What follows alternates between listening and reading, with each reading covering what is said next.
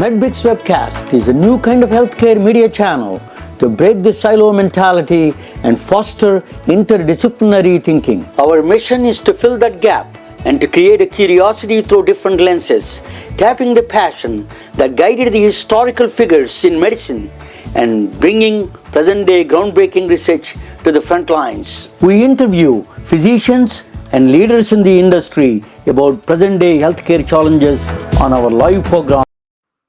Hey, welcome to the MedBix Webcast. This is Ramana Annamaraju. I'm the host. I'm not Albert Einstein, but I'm pretty good. So I've been in healthcare for a long time, and I also am a physicist. I have a master's in physics. Some people ask me what is my background all the times. I used to own imaging center. I involved with the American College of, actually, I used to go to a lot of radiology conferences, cardiology conferences, learned a lot, quite a bit. I was also involved with a lot of American Association of Cardiologists of Indian origin, ASIO it's called. I've been involved with that organization for a long time. So I know the founders, so I place a lot of cardiologists around the country. So it's kind of interesting. I know the innovations in the beginning of the stages of the cardiology innovations. I'm going to talk with one of those women, very distinguished woman. She's Supriya Doshi. She runs a cardiology practice, and also she is running an incubator, actually launching site. She is giving a fostering the incubation for the technology people that they need some in healthcare, particularly they need a lot of help, because a lot of times the IT people go into different directions, so she can put them in the right direction. So she is running that the launch site. She provides some healthcare toolkits. I think we'll talk with Supriya Doshi. I'm going to invite her to the table. Supriya, welcome to the MedBix Webcast. Thank you, Ramana. I appreciate you having me here. Tell me your background a little bit, Supriya. Where you came from, and what is your educational background, and what do you do now? So I come from Mumbai. I've been here in the US since 2008. I came here for a master's after I was in India practicing dentistry for a little bit.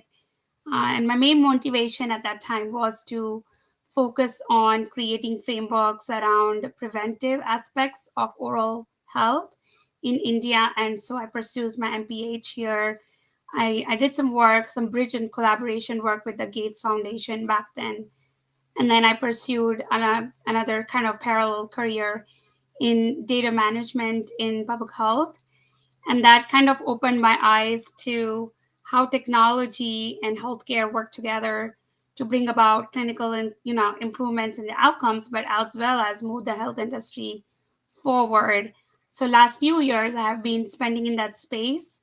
My niche is in digital transformation and change management, bringing innovation in strategy and operations for healthcare sector amongst like most verticals, life science, payers, pharma, as well as health systems and academic institutions. And I do help small and medium-sized practices as well as digital health startups through my incubation. Very good. Let me ask you. That you're running a cardiology practice now. It is after the COVID, everything is changing in the world. So we are just coming out of the pandemic, and then a lot of people are. That one thing is a lot of people don't notice it, but there is a long COVID, is lingering COVID around there. And are you seeing in your practice that you're managing? You see a lot of patients with cardiac problems with a long COVID and all those things. Yes, we are seeing patients who have long COVID symptoms. In fact, I almost myself had semi-long COVID for a long time, although I'm generally a very healthy adult. And it's very interesting to see. I think there is not enough data out there still to study how long is the long COVID, right? Because people are just presenting symptoms.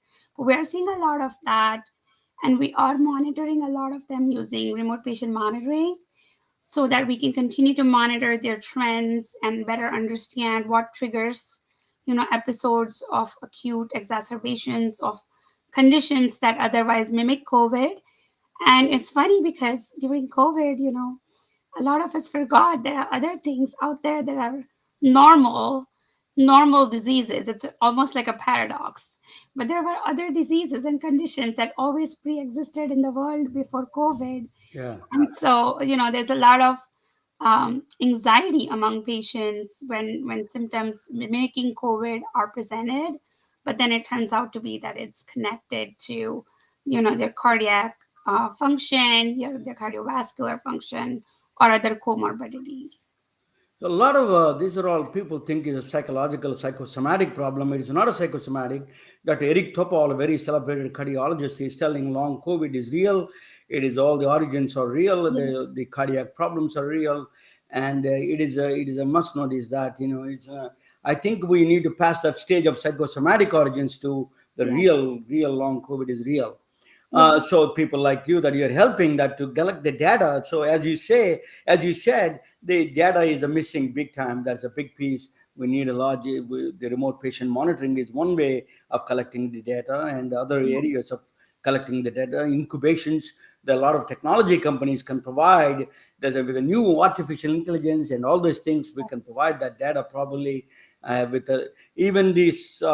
So tell me about you're doing that technology companies helping them to do the healthcare side of it. What kind of thing you're doing? How did you start that actually of the incubation or Yeah. accelerator?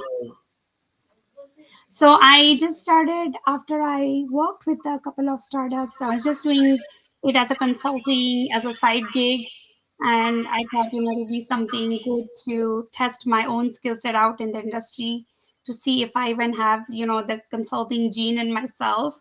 So I just started, small, advising one company at a time, and I saw the value I was adding, and I thought that this is probably something I should scale up and create a framework where I can do this for more and more founders over time. So that was the reason VDO Solutions was born. The role of my organization, it's we're not the traditional incubation framework. We take each company where they come, and we try to coach them through the next phase and get them past the obstacles, mainly around doing clinical real world studies, doing proof of concept feasibility studies, pilots, because healthcare is a very regulated framework. A lot of these companies don't have the infrastructure nor the resources to create, teams who are going to go ahead and build out a whole solution when they're still testing it out in the market. So that's where I try to bridge that gap, connect them to the right audience and the clients where they can test it out. I allow them to also get funding, fundraising at the same time, depending on, which stage they are in their journey. But I've seen a lot of the founders just need that initial training around how to be an entrepreneur themselves. I meet so many physicians who have great ideas, but they're not business oriented, or they've never ran businesses like they're run, especially in the startup world. So there's a lot that we do over there, and helping women. I mean, we help a lot of women founders kind of arrange, for that work life balance and how to continue to build the business, a piece at a time to make sure that, they can take their dream and make it big. Can you come closer to that? I think your voice is losing a Yeah. little bit once in a while. I come closer. So, Supriya, that what are the misconceptions on both sides? IT companies wants to start the healthcare side; they want to do the innovations in healthcare, and the doctors wants to do the IT side. What are the misconceptions they have each other? What do you see them in both sides? On the IT side, what do you see? What they usually mistake and mistook, or the idea of the healthcare, and then what are the physicians' mistaken about the IT part of it? Yeah, thank you. That's a great question, Ramana. Um, on the physician side, I'll share first is a lot of perception. Already you see there's so much information burnout and technology burnout that we're seeing amongst physicians. So the moment you come back and tell a physician, "Oh, we have this new solution that's going to, solve all your problems," they're going to be like, "Oh, one more login, one more portal, one more device," right? It's like For them, it's more of like the one more thing on their list that may or may not appeal to them.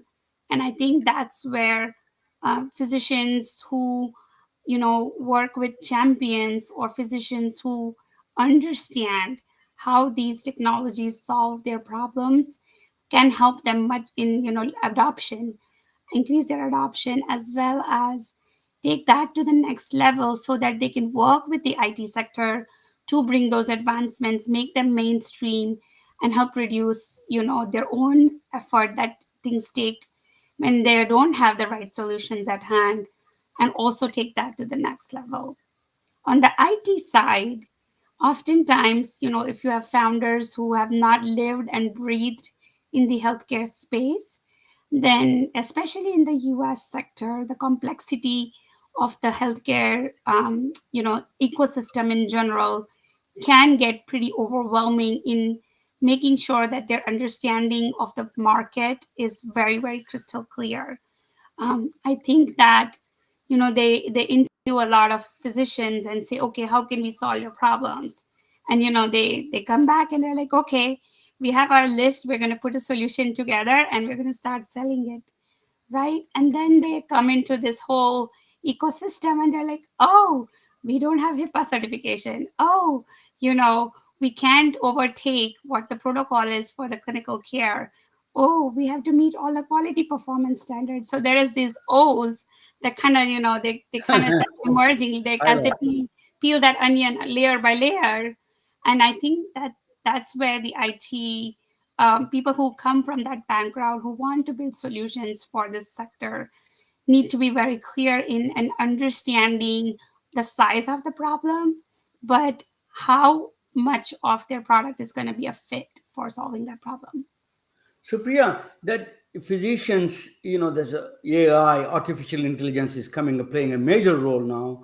So AI, some people say like this, that whether I don't know what extent is true, is that AI will not replace doctors, but doctors will be replaced who know the people with the knowledge of AI than the doctors who don't have the knowledge of AI. That is the one side of Yes. the physician side of it. They must adopt it to some extent technology, and then it is a way to understand how to the humanity in larger scale and the larger more the complexity of diseases. I think we need the AI help. So Yes. that is where physicians are a little bit reluctant about that, but they need to. That sentence may be true, that people who are not understanding of AI can pay a price in the future. What but on the IIT side, I used to do the programming. I used to take programmers to the doctors, HMO man, writing a coding. Then one programmer one time asked, said that to the HMO president, "Oh, how much the cholesterol digits? How many digits I need to put? 52 or 35, 32 or 52?" That HMO president got scared and left. So so they don't understand the sensitivity and the complexity of the healthcare issues. So you're navigating your side. What kind of healthcare tools you are providing to the say to the physicians? Say, what do you do? What are the steps you provide to them?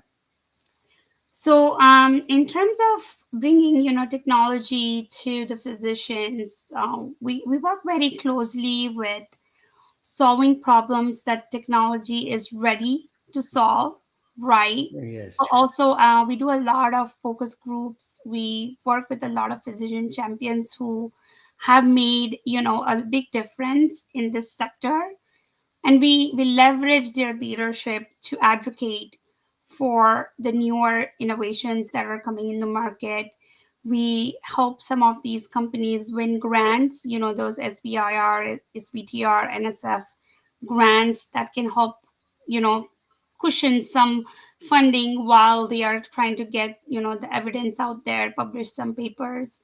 So, once, I think the physician world is still kind of relying on those scientific publications that can tie your ideas to something more tangible.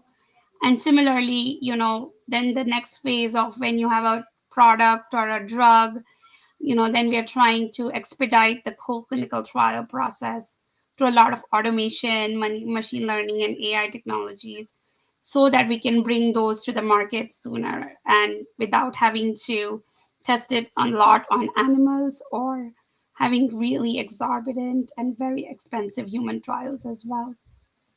This is my channel is healthcare media focused channel. I'm going to talk about the healthcare side of it. So that do you see a lot of burnout among physicians, and they are burning out with this the technological burnout. There is a stresses of the families, stresses of the hospital patients. All of them are piling upon them. Do you see that stresses on the burnout factor clearly from last 4 years ago to the today present day? Yes, I mean, that problem is very, very real, especially because, as most of the physician and the clinical provider population that served in the clinical settings during COVID had to face a lot of ambiguity around changes in regulations, every 6 hours. We literally, had like every 6 hours, oh, the testing criteria has changed. Oh, the criteria for diagnosing COVID has changed. Oh, now we have this COVID and that COVID. And, the protocol for managing the different levels of COVID exposures and the different levels of severity of the symptoms and acuteness and the emergencies was changing, by the clock. And so adapting to that, adapting to the population behaviors in a pandemic, which, no one had lived through. Maybe a handful of us have seen, the flu pandemic and still alive to see this one. Um, is something that took the whole world by surprise. But more so, the burden came on these clinical providers to take on that work to get the world out of it and make sure that they can save as many lives as possible. So the burnout is very real. I will give one kind of positive thing that happened, which we all share, is the adoption of digital health. Right, telehealth and telemedicine was almost overnight, and that has now given a lot of these clinical providers breathing room to be able to provide some services, via telehealth or telemedicine without having to be physically present over there. But I think that the mental stress is still there, and it will take some time until things are a little bit more settled, especially so many of them quit the healthcare industry completely, and workforce challenges still continue. Supply chain challenges around drug availability still continues. So it's going to be there, but I think people have accepted the fact that we are actually out of a pandemic, and are looking into the future for bigger and better things. Yeah, as a wife of a family healthcare provider, you understand better this burnout. The first-hand experience you have is absolutely real, and also on the innovation side, you're adopting a very prone to adopt to the digital health. You understand how to solve that kind of problems through the digital health. How do it helps? So there is a manage. We need the manage between that artificial intelligence of the technology and digital health, and the real problem of human problem. I think you are in the right place for that. I'm going to do a presentation regarding that, actually artificial intelligence and the quantum computers a little bit. Let me bring that, and you and me watch together, and let us learn from each other. So Please. let me bring you both of you together on the main stage. We're going on the side. We're going to watch. I'm going to talk about quantum computers in healthcare. A lot of people don't even know what is quantum computers in healthcare is. When I was in 1980s, in the late 80s, I used to sell computers to the doctors, and they used to laugh at me. What are you selling? It actually first thing I did in New York City. They used to laugh at me. What do computers do in healthcare? And now it is a funny thing. Now the same thing they may say surprised about quantum computers, what they do in healthcare. That is what I'm going to explain. I think it's better to know. Supriya. So this is about a chat GPT. Everybody is talking about artificial intelligence chat GPT. So I use it quite a bit. It's not there yet. There's a lot of factually, a lot of things are wrong, but still is a human kind of a sentences. It constructs good, but it is on the way. But you're worried about AI, chat GPT now. Wait until you see the deadly combo of quantum computers and AI together. You would not believe that that combination is a superhuman, almost a divine power, is that you're going to experience it. So, what is the I'm going to talk about a Richard Feynman. Is a colorful character from 19. He was born in Queens, New York. It's not too far from Supriya, actually, that where she's from. And he was born in Queens, and then he was a celebrated theoretical physicist.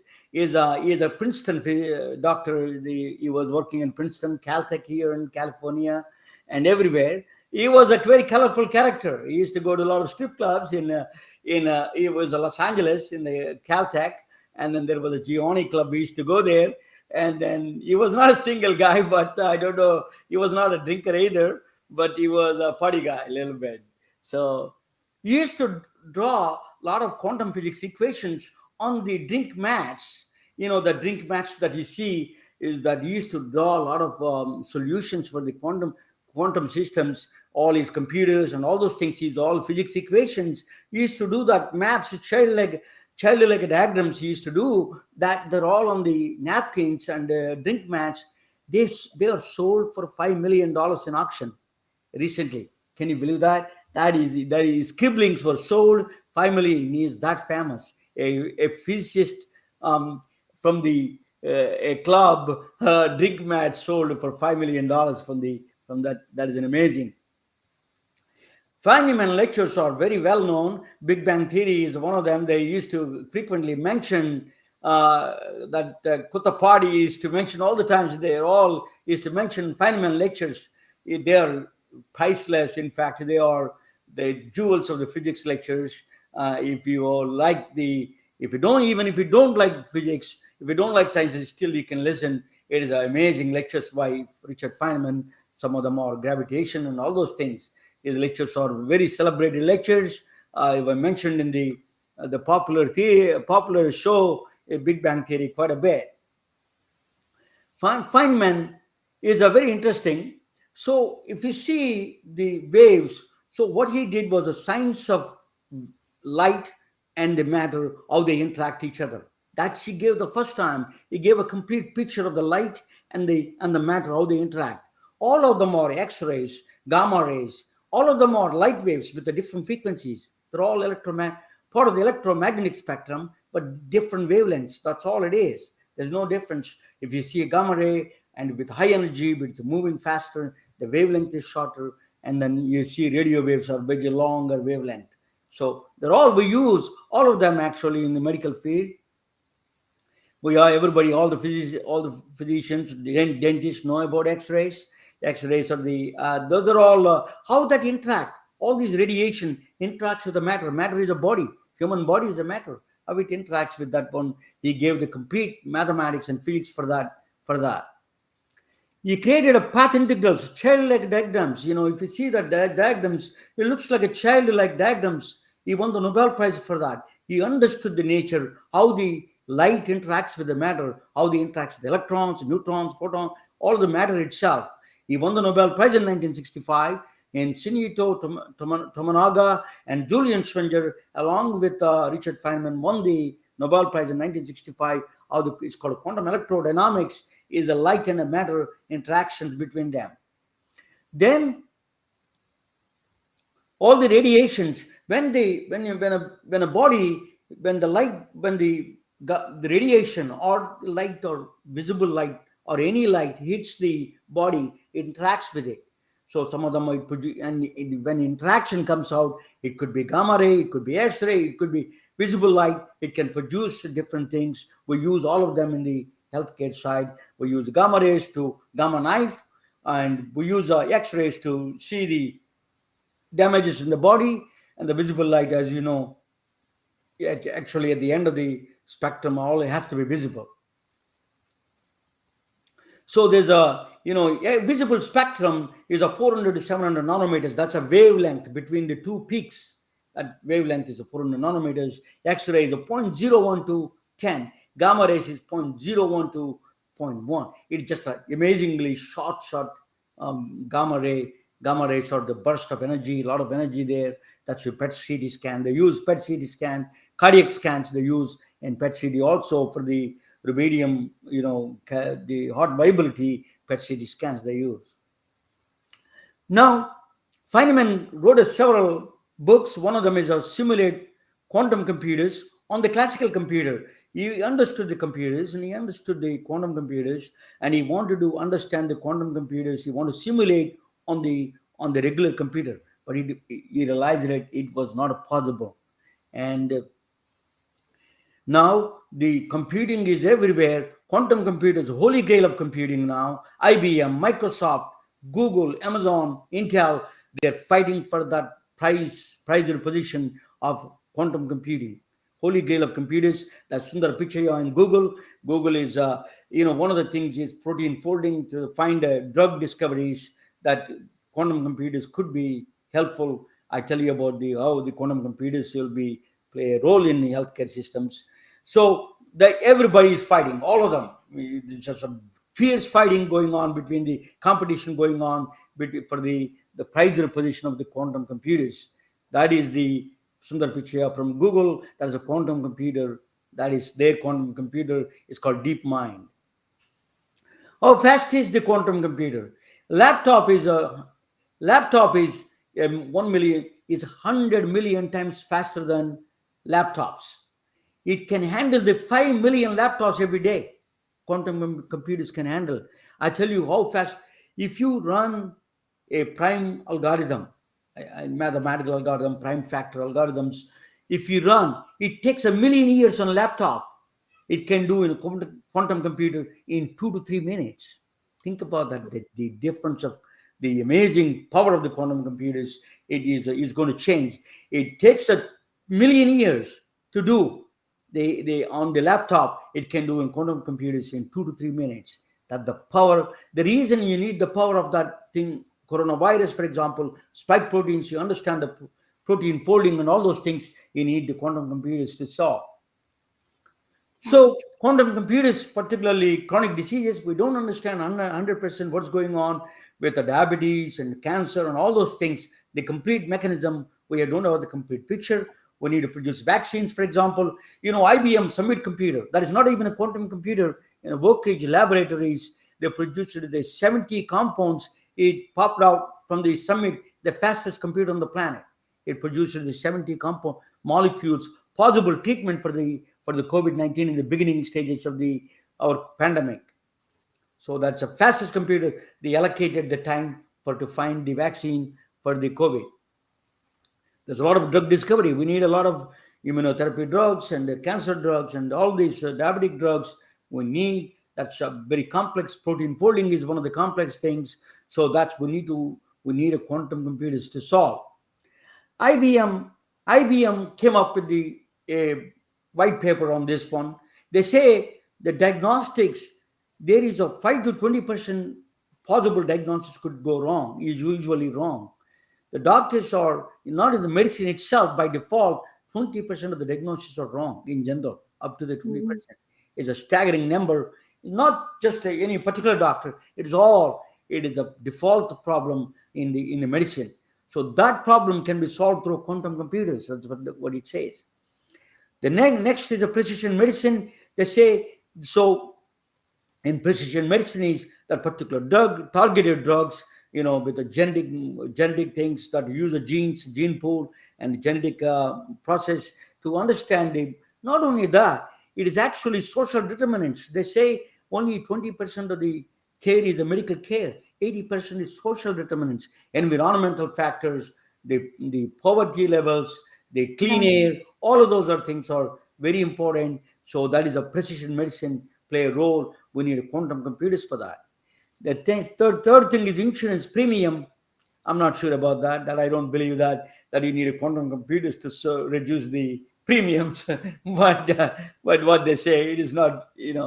I give that benefit of doubt for them to IBM. But anyway, these are three things can be solved through the quantum computers.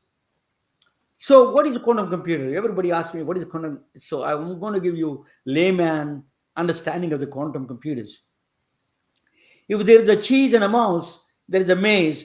If you put a cheese on the other side, mouse, what it does is it keep trying through the maze. Keep the series of steps. It goes one time, hits the wall, come back, go back again, keep on coming back and keep on trying. That's a series of steps it does, and eventually reaches the cheese. That is the classical computer. That is the classical computer does. Just keep on trying. On the quantum computer, something magic happens. The mouse splits into the phantom ghost mouses, and then all of them, it travels, all the ghost mouses travel same time on all possible paths and go back to the shortest distance. They form the cheese and then come back in time and go straight to the cheese.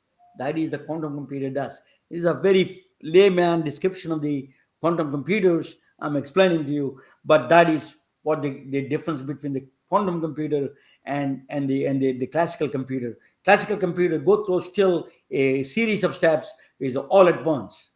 That is a power of the quantum computers.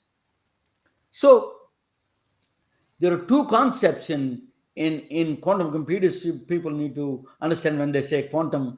It is a quantum peekaboo, I call him. There's two concepts in quantum computers prevalent. One is entanglement, second one is a superposition. Entanglement is two twin sisters, that we have a saying that is, I don't know, is scientific. It may not be scientific, but just for understanding this purpose of here.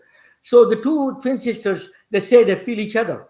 Even if they are 1,000 miles away, they can feel, somebody feels pain in the stomach, and the other ones also feel the pain. Somebody feels something and they feel the other person feels. That is an entanglement kind of. They came from the same mother's womb, and then they have the same feeling. That is indirectly we can call it as entanglement. Superposition is you have to understand a little bit of Indian mythology. That's a Lord Shiva. Lord Shiva is like both man and woman is same time. Swami Parvati and Lord Shiva are embedded in the same thing. So they're combined here. Superposition is a man and woman in the same time. It is same time. Unless you observe it, it can either become a Shiva or it become a Parvati. It is one of those mythological stories to understand the concept of entanglement and superposition. But in general, the quantum entanglement in more detail is the spin. You can take the entanglement is one is spin up when the two things are produced at the same time, like a twin sisters, and you put them apart for 1 billion miles away. One is spin up, the other goes spin down. This is spin down, other is spin up, automatically without any communication. There is no known communication. We don't even understand how they communicate each other. There is no known communications. There's no phone calls, nothing. No emails. They influence each other. That is called a quantum entanglement. So that is the only way. That is a feeling of the higher dimensional feeling of that entanglement. The twin sisters feel that is same thing is actually happens in the real world. That is a quantum entanglement, the spin up and down of the electrons and any elementary particles you can see, photons and anything. So that is a quantum entanglement. Superposition, I'm going to explain to you a little bit of superposition more naughty way. Your child is there, naughty child. He takes your shoes and put in the one shoe in one place, other shoe in other box. Number 1 box and number 2 box as you close it up. So you know that when you're about to rush to the office, you're looking for your shoes and you're going to open up number 1 and see the left hand shoe. Then you know automatically number 2 is the right hand shoe is on the number 2 box. That is not a superposition. That is a correlation. A correlation means you found the left shoe and then the right shoe is supposed to be in the box number 2. It's something magic happens here in the superposition. Until what they found out is interesting. Until your kids put in the both boxes, different shoes, different left shoe and right shoe in 2 different boxes. What it shows, the magic shows that here is until you open it, it will not know it is both left hand and left shoe and right shoe same time. It is both shoes same time, left and right shoes, until you open it. Once you open it, it becomes assumes either left or right. So it will not take a position until it is left shoe or right shoe, until then oppositely other box becomes opposite that one. That's not a correlation, that's a magic. It's kind of a divine. Until you open it, you don't know it's going to take the left or right. You don't have no intervention from you. You have no input from you. It is happens some other way. We don't know which way it is. It's called, that's why it's a God's effect, they call. It's the one of the positions it assumes the left shoe or right shoe, and once he assumes the left shoe, the other one's automatically right shoe. They don't communicate each other. There's no communication between the shoes, but it happens. That is the superposition in the quantum physics. So these are the spooky action distance. Einstein did not like it, but eventually accepted it. They won the Nobel Prize last year. In fact, the spooky action distance. These two things are communicating without communicating. They like twin sisters. That is called spooky action distance. One was twin sister feeling, one is stomach, other one feeling the pain. The same thing. That is what they found. These three people are awarded Nobel Prize. Is alien aspect of Paris, and John Clauser from here, from California, and Anton Zollinger from Australia won the Nobel Prize last year for the experimental discovery of this process, quantum discovery. So they're run by qubits.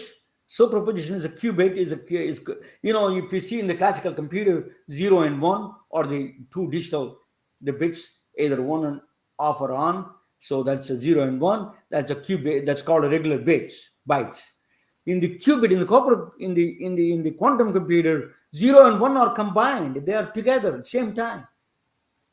There is 0 and 1. Until you observe it, it won't either 0 or 1. It is both same time. So it's like, to understand the light is on or off, you have to turn on and turn off. You got to do two times. You have to do that. In the quantum computers, you don't have to do anything.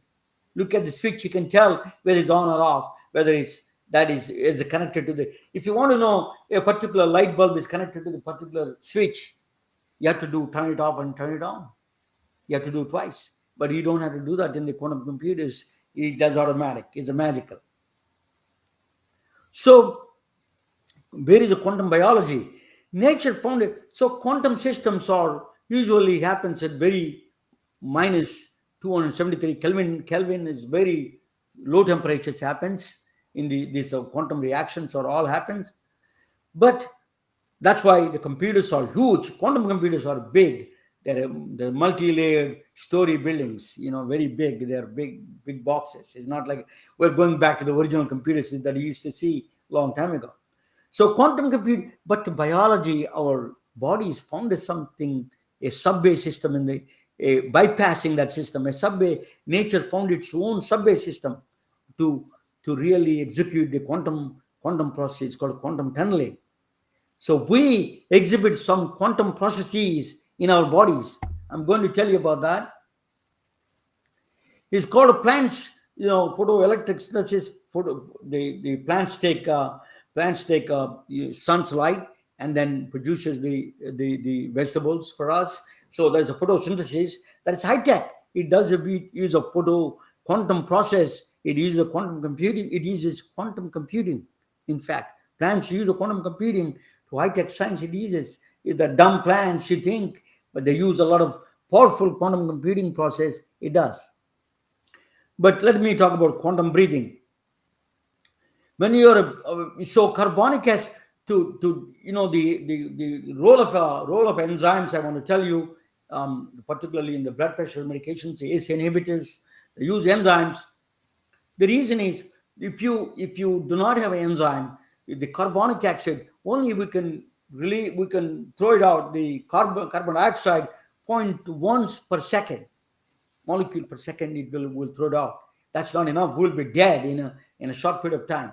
What the enzymes do is that helps accelerate the catalyst. It becomes a catalyst and accelerate the process. It takes the 100,000 enzymes, 100,000 carbon dioxide molecules, it pushes out per second. That's why we can live. So this is the enzyme chemistry was done by Judith Klinman from UC Berkeley. She did, and she was honored at the White House by President Obama. So ACE inhibitors were born out of this chemistry. We use a lot of ACE inhibitors. Everybody knows about it. It's an enzymes basically. It's a quantum breathing we do. It helps the quantum breathing. So quantum technology, I call it quantum quantum breathing. The next one is quantum side. Quantum coherence is very interesting. It is still in the photoelectric effect. It's similar to when the light falls on our eyes. It becomes electric. The rhodospin molecule takes that and it converts them into the electrical signals. That's what it does. But what he does is what they found out is solar battery works on a similar concept, but our eyes are much more efficient, 100% efficient than the solar battery. They couldn't understand why. So once they started doing the research, they found out amazing thing. What it does is when the photon falls on our retina, it becomes splits into the ghost mouse, like a ghost photons, and becomes a multiple photons, travel all the possible paths to the visual cortex, and then and pick up the shortest distance and come back in time and fix that distance. That's what they're finding out is the quantum side. We are using a quantum system in our brain, without knowing it. So the next one is the quantum smell. We have our nose is only 400 receptors we can smell between these. We can distinguish only supposed to be 400 smells, but we can distinguish almost 10,000 smells. The people they settled the difference between North Italian wine and Southern Italian wine is very subtle, but it can find out. We can distinguish. A lot of people can distinguish. I cannot, but some people can do. So you can do that because the quantum tunneling, quantum tunneling happens in our body, that the molecules from this rotational vibration spectrum uses, and the quantum tunneling happens. That's where we can distinguish with a limited number of. It's not a chemistry anymore. It is a quantum phenomena that we find out the smells of the differences. The next one. So nature is not a classical, damn it. That's what Richard Feynman said. It is absolutely Richard Feynman is right. Nature is not a classical, is a quantum, is a divine, is kind of a strange. I don't want to use a divinity here, but if something interesting happens, mysterious things, that is a quantum physics. Still, we don't understand the complete history, the process of it, but still, it's playing a role in the field of medicine. And then you can see that Supriya is using what do you call artificial intelligence to teach their students and everybody, or people who are participating in your lunch. Supriya, so what do you think of is a new kind of a technology is coming up? Yeah, there's a lot of, we're already seeing the adoption of AI in radiology, right, around the imaging and interpretations to be able to expedite, the reading of the radiologic images. They've already started introducing AI, machine learning, and natural language processing in all those nurse chat bots and, virtual health bots that all these platforms have. So there's a lot of adoption already in this sector. The little kids are bothering you in the behind the scene. Yeah, that's a mom role. Don't worry, that's a part of being a mom. If you want to pick him up, please do that. You're free to That's do fine. that. I'm fine. So Supriya, so what is your company? What do you do there, and what is that? How you are helping people? What is the name of the site? What is your Yeah, the website? site is called, so it's VDO Solutions, and the site is called VDOSolutionsNY.com. There's a contact us form there, so people can just go and fill out the form. My contact information is on the website as well. Once they fill out the form or reach out, then we will conduct a free consulting call where we provide a 60 minutes of free consultation to see if there's any synergies, are we able to really help them? And if that is there, then we work with them to kind of identify the next steps. We do provide subsidized toolkits around, managing project management, some of the study protocols, access to our content, a lot of content, a lot of SOPs, which help, our founders find really helpful. They're almost like ready to plug and play type of tools and techniques, as well as frameworks and best practices. So then they can start using them, and we coach them through the whole process. What is the site again? What is the web address? It's VDOsolutions.com. VDOsolutions.com. You're a dentist, you're running a cardiology practice and a super mom, and listening to the young ones bothering you. That is really, it's truly a privilege to talk with you, Supriya. It's an honor to talk with you. Thank you so much. No, thank you. And the presentation, I'm still like dumbfounded. I learned so much in this one presentation that I've not learned from many resources. So thank you for sharing that with us today. Thank you so much. Thank you all. Good night. And thank you. We are retelling their stories through our patented designs that can be worn on scrubs, t-shirts, printed on conference bags, and endless other promotional materials. Daily Wear for Medicine is the first ever of its kind to create curiosity in medicine through visual art. We at MedBricks are celebrating unsung heroes of the past who made enormous contributions to the field of medicine through our unique campaign called Daily Wear for Medicine. You can wear it, carry it, and give it.